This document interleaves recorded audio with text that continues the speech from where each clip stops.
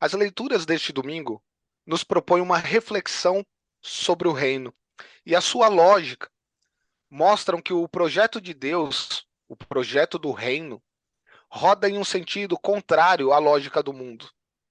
Nos esquemas de Deus, ao contrário dos esquemas do mundo, são os pobres, os humildes e os que aceitaram despir-se do egoísmo, do orgulho, dos próprios interesses que são verdadeiramente felizes.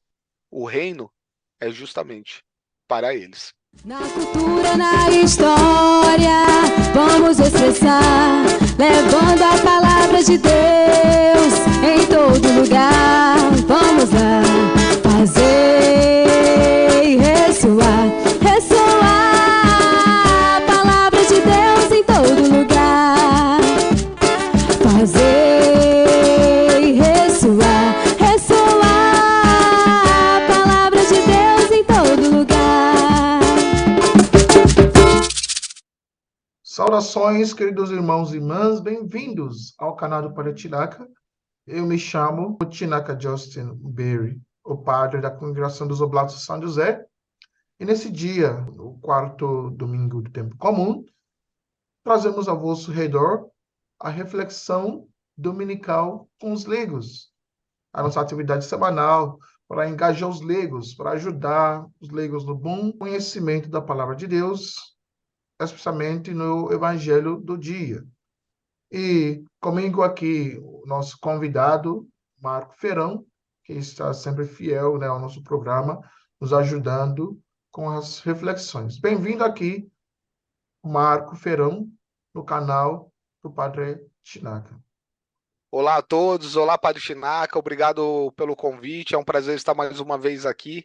Esse domingo, um domingo especial, falando sobre as bem-aventuranças, né? Uma das partes litúrgicas da bíblica que mais me agrada, que eu mais gosto de estudar, que eu tenho um prazer de entender, acho que talvez por nunca ter entendido tão bem, né? Até o dia que eu realmente comecei a estudar e vem aquele insight e fala, poxa, era isso, entendi. Você vê como é maravilhoso, né? As obras feitas por Jesus Cristo, né? Então, hoje é um programa especial para mim. Acredito que pode ser um programa especial para todos vocês, né? Para vocês aí que estão nos assistindo, deixa seu comentário aí no vídeo, dá um curtir, um compartilhar aí para dar mais engajamento. Compartilhe com seus amigos, seus parentes e vamos todos juntos aí continuar falando sobre a palavra de Deus a todos.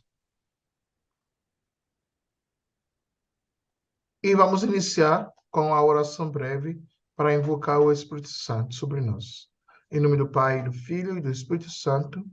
Amém. Amém. Vinde, Espírito Santo, E enchei os corações dos vossos fiéis e acendei neles o fogo do vosso amor. Enviai o vosso Espírito e tudo será criado e renovareis a face da terra. Amém. Amém. Em nome do Pai, Filho e do Espírito Santo. Amém. Acho que o primeiro mal-entendido sobre as bem-aventuranças é considerá-las como os 10 mandamentos do Antigo Testamento.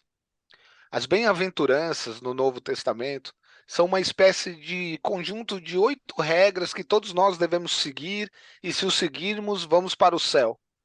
E como fazemos com o Antigo Testamento, se não a seguirmos, provavelmente iremos para outro lugar. Isso é um erro. Quando Jesus abre a boca para pregar as bem-aventuranças, não está estabelecendo regras ou regulamentos. Ele está nos dizendo, e essa é a surpresa, isso é o que realmente somos. Isso é o que já somos. Não é assim que devemos nos tornar. É assim que devemos ficar felizes em entender a nossa grandeza, a grandeza do amor de Deus. E assim é que Jesus, quando ele sobe a montanha, que é uma caminhada muito mosaica, você lembra que Moisés subiu o Monte Sinai e desceu com a lei. Jesus sobe a montanha e vai descer com uma lei, mas não é bem uma lei, é mais uma forma de viver, basicamente, e vai mudar radicalmente o mundo inteiro com o passar do tempo. O que Jesus nos diz nas bem-aventuranças é porque ele e o Pai nos amam. Estas são as razões pelas quais eles nos amam, colocados em uma bela forma de reconhecer que o que ele está nos dando é o modo de vida para o qual fomos criados. E é muito agradável pensar nas bem-aventuranças dessa maneira. Você deve personalizá-las, vamos dizer assim. Você deve torná-las suas, porque é sobre o seu eu interior que trata o evangelho de hoje. Agora Jesus nos diz, veja, a primeira coisa é, ele sobe ao monte. Isso é mosaico. Isso significa que isso é muito importante. Moisés recebe a palavra direta de Deus para trazer seu povo.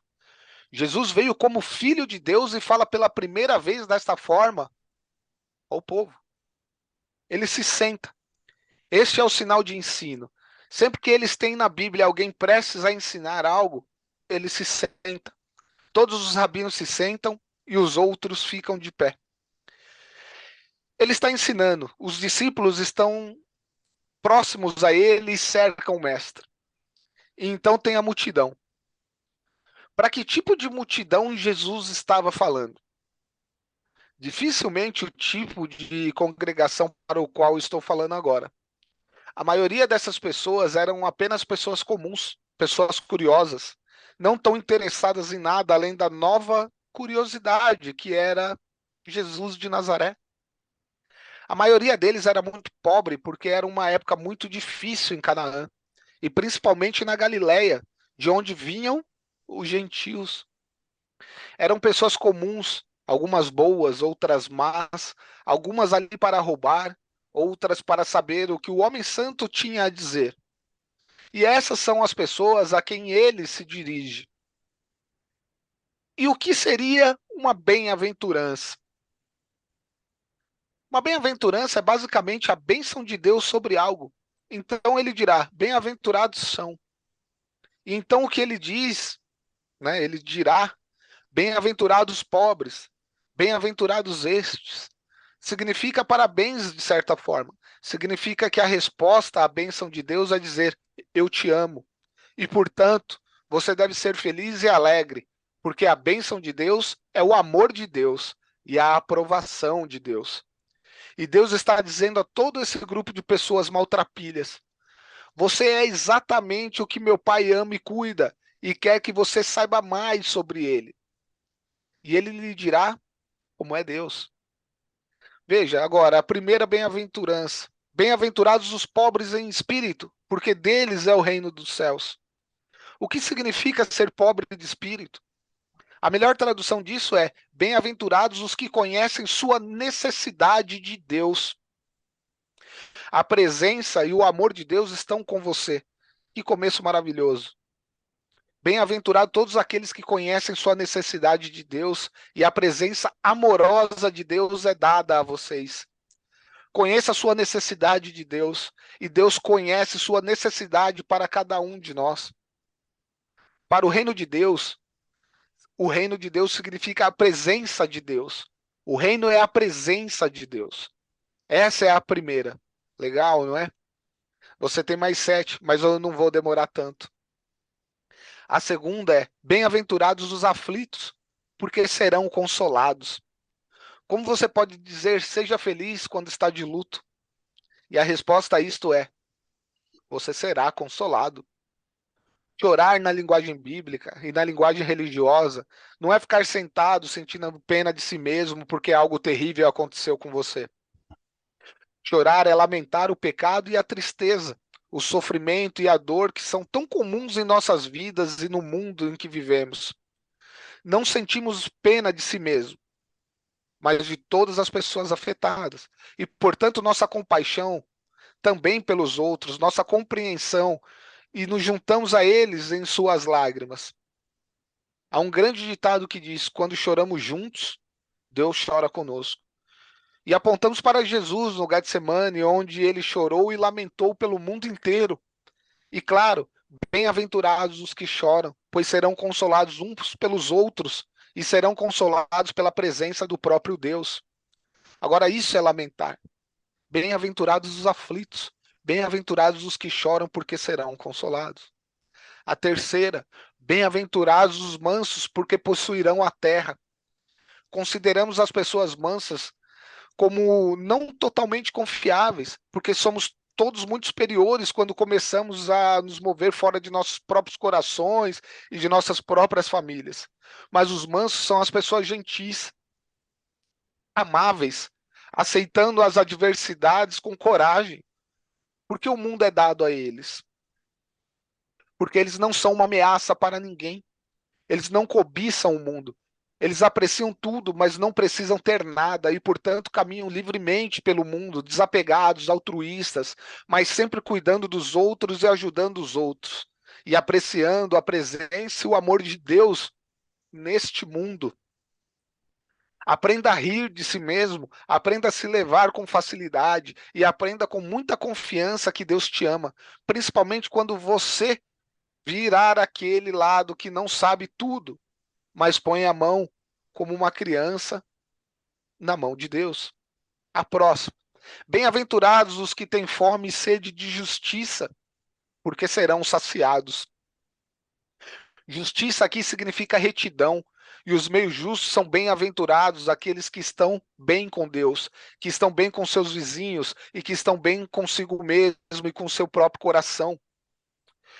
E eles têm fome e sede por esse tipo de relacionamento.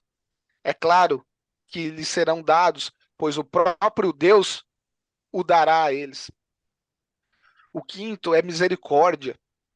Esta é a grande palavra em hebraico, chesed. E bem-aventurados são os misericordiosos, porque alcançarão a misericórdia. É muito difícil traduzir esta palavra, mas a melhor tradução hebraica de misericórdia, bem-aventurados os misericordiosos. Misericórdia é a ternura do amor de uma mãe. Isso é muito lindo. Pensamos na misericórdia como desprezar as pessoas, mas a misericórdia é a ternura do amor de uma mãe. Olha que beleza.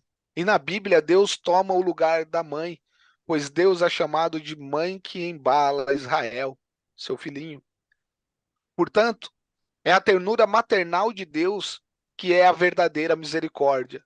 E então, quando dizemos, bem-aventurados aqueles que dão esse tipo de ternura aos outros, esse tipo de ternura maternal de Deus, então eles terão misericórdia mostrada pelo próprio Deus. Patinaka, já estamos chegando lá. Na sexta, bem-aventurados os puros de coração, porque verão a Deus. Limpo de coração. Pensamos em pureza, e pureza não tem nada a ver com isso. Limpo de coração, verá a Deus, significa obstinado. Dizemos pessoas de mente única ou nas bem-aventuranças, porque bem-aventuranças não tem nada a ver com a mente, mas tudo com o coração. Se você não amar com o coração, nunca entenderá as bem-aventuranças. De qualquer forma, limpo de coração significa um coração de uma via, e claro, esse coração de uma via é basicamente o coração de Jesus, que, quando lhe foi dito, para resumir todo o seu significado, vida, o Antigo Testamento, tudo o que será a seguir, disse apenas uma coisa: ame o próximo de todo o coração, e ame a Deus de todo o coração. E ame o próximo como a si mesmo. Este é o mandamento, é o único mandamento que Jesus nos deu. Bem-aventurados os que promovem a paz, porque serão chamados de filhos de Deus. A sétima bem-aventurança pertence aos pacificadores. Os pacificadores serão chamados filhos de Deus. Bem sabemos o quanto isso é importante, porque quando olhamos para o mundo em que vivemos, não apenas as famílias estão em grande tensão e angústia, mas também os países e nações.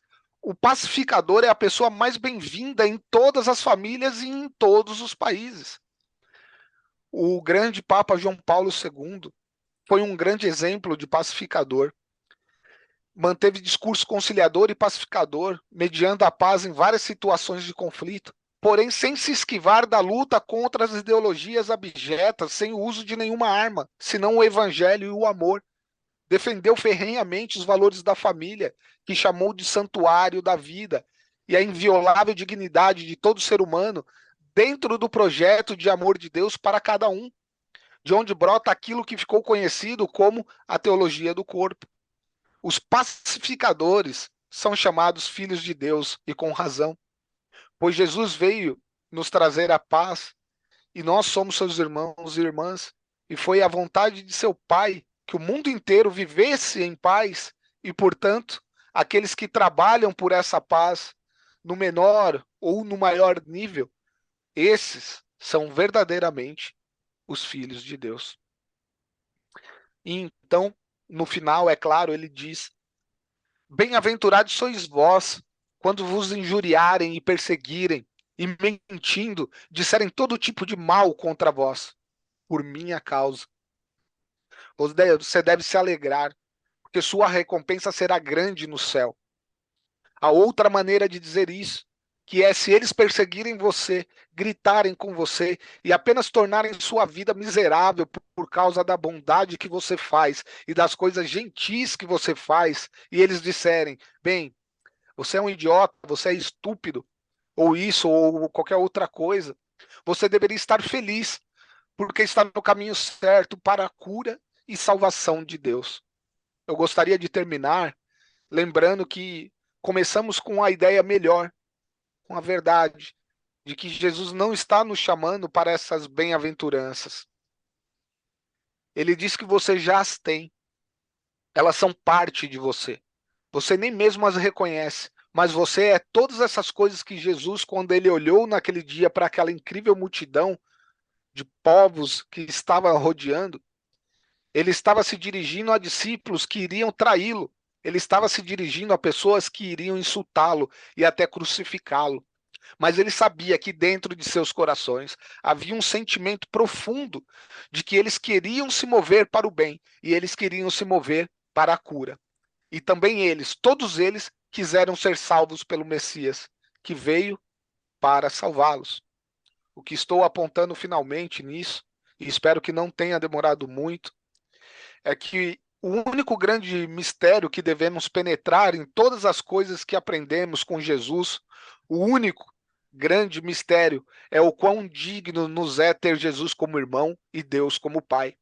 Um Deus que chora, ri e brinca conosco, e um irmão que morre por todos nós. Bacana, Marco, né? De escutar você falar, né, ponto a ponto, né, nessas bem-aventuranças que Jesus nos deu nesse domingo. Na verdade, você acabou de explicar, de deixar claro para os nossos ouvintes, muitas vezes só escutando essas palavras, mas ah, tentando entender o significado seria difícil. Então, como é que Jesus quer, o que Jesus realmente quer falar, dizendo pobre em espírito, dizendo os mansos de coração, dizendo os que têm sede e fome de justiça. Está tudo aqui hoje, o Marco acabou de esclarecer. E vimos que essas bem-aventuranças de Jesus são jeitos mais radicais de viver o amor de Deus para que possamos, né, chegar no céu. São as leituras que a gente mesmo escuta no dia de Todos os Santos, para dizer que a santidade está ao nosso alcance. Que vivendo o Evangelho mesmo é o resumo do Evangelho, a vida de Cristo. Né? Olha que o primeiro e o último são extremamente conectados. Né? Olha que os pobres de espírito, porque deles é o reino do céu. Agora vai terminar também com os perseguidos, né? Porque deles também é o reino do céu. Grande recompensa no céu. Nessa semana, Jesus nos convida, como o novo Moisés, né? Como no Evangelho de Mateus, Jesus, para o povo, né, de Mateus, é o novo Moisés, ou seja, aquela pessoa maior do que Moisés. Agora, não para nos dar a lei, né, como Moisés deu a lei, mas para interpretar. E a maior lei de Deus é a lei do amor. né? Amar a Deus e ao próximo. Jesus está fazendo aqui agora esse sermão da montanha, para nos dizer que, olha, para podermos amar a Deus e ao próximo, devemos enfrentar tudo isso, né? É, pobre em espírito, manso, chorar, né? É, sede de justiça, misericordioso, puro de coração, né? Pacífico, perseguido. Geralmente é isso aí. É triste que vivemos hoje numa sociedade que acha que essas virtudes são virtudes do passado. A sociedade que falar dessas virtudes agora, você será uma pessoa esquisita. É isso, puro de coração. Hoje parece que as pessoas não buscam mais a pureza. Parece que as pessoas não querem dar testemunho no evangelho do ponto de sofrer por causa de Cristo, ou seja, ser perseguido, né? Parece que ninguém quer chorar mais hoje. Parece que ninguém tem sede de justiça, fome de justiça, né? Parece que ah, ninguém quer ser pobre em espírito, ou seja, dependendo em Deus. Então hoje é a volta para o próprio Evangelho de Cristo, né, de Jesus, que escutando tudo que ele faz, né, e colocando tudo em prática, tá? E mais uma vez obrigado, Marco, ah, por essa reflexão, né? Não sei se você ainda quer abordar um pouquinho alguma área, algum aspecto para fecharmos a reflexão dessa semana. Não, acho que já me alonguei bastante hoje e só ressaltar o que o catecismo da igreja diz, né? As bem-aventuranças retratam o rosto de Jesus Cristo e descrevem-nos a sua caridade. Veja, o catecismo diz isso justamente porque as bem-aventuranças é o resumo perfeito de toda a obra de Jesus Cristo. Ele é o resumo completo de todo o ministério de Jesus Cristo, né, de tudo o que ele veio fazer. E o que mais me emociona no Sermão da Montanha, que é algo que eu particularmente gosto muito, né, em toda a Bíblia, é justamente foi entender que quando Jesus disse isso, e eu espero que tenha ficado claro, ele não estava colocando para você uma nova lei, nem nada disso, era um estilo de ele só estava falando aquilo que já estava em nós. Ele só estava falando obviedades ali para todo mundo. Ele falou: oh, você é assim, você tem que ser assim porque você foi criado para ser assim, não é? Então, estudem a palavra, você que é leigo, que está aqui nos acompanhando, faça como eu fiz, como o Shinaka fez antes de ser padre, como tantos outros começaram a fazer, não é? Estudem a palavra, né? Meditem sobre a palavra. Vocês vão ver que é uma mudança de vida, né? Tudo muda na sua vida, tudo vai passar a mudar. A partir de você começar a ter o entendimento e a clareza que é isso, né? Com o auxílio óbvio da igreja, do seu pároco, né? Dos seus padres, vocês vão perceber que não tem volta, não tem volta, né? E faz todo sentido, tudo faz sentido, não é? Então, já me alonguei demais aqui por uns 3, hein, Padre Chinaka, aqui já tem uns 3 domingos agora aí para ficar todo mundo falando aí. De qualquer forma, você que teve paciência e nos acompanhou até aqui, eu só quero te agradecer pela força que vem dando aqui no canal, para que vá se inscrevendo aí, vá compartilhando, comente aí nos vídeos o que vocês acharam, se está ajudando vocês de alguma forma, que a gente quer saber muito sobre isso. Se você tem dúvida, põe aí também o Padre Shinak, e se for possível a gente tenta responder para vocês, ou até quem sabe fazer um novo vídeo sobre essas dúvidas mais constantes que vão surgindo, né? Então, só tenho a agradecer realmente a todos. Muito bem, muito obrigado. Gente, continue nos apoiando aqui, ajudando o nosso canal a crescer, para que possamos chegar ao mais número das pessoas possível que vão escutando a palavra de Deus na nossa obra de evangelização. Deus abençoe vocês. Até próximo. O Senhor esteja convosco. Ele está no meio de nós. Abençoe-vos Deus Todo-Poderoso, Pai e Filho e Espírito Santo. Amém. Amém.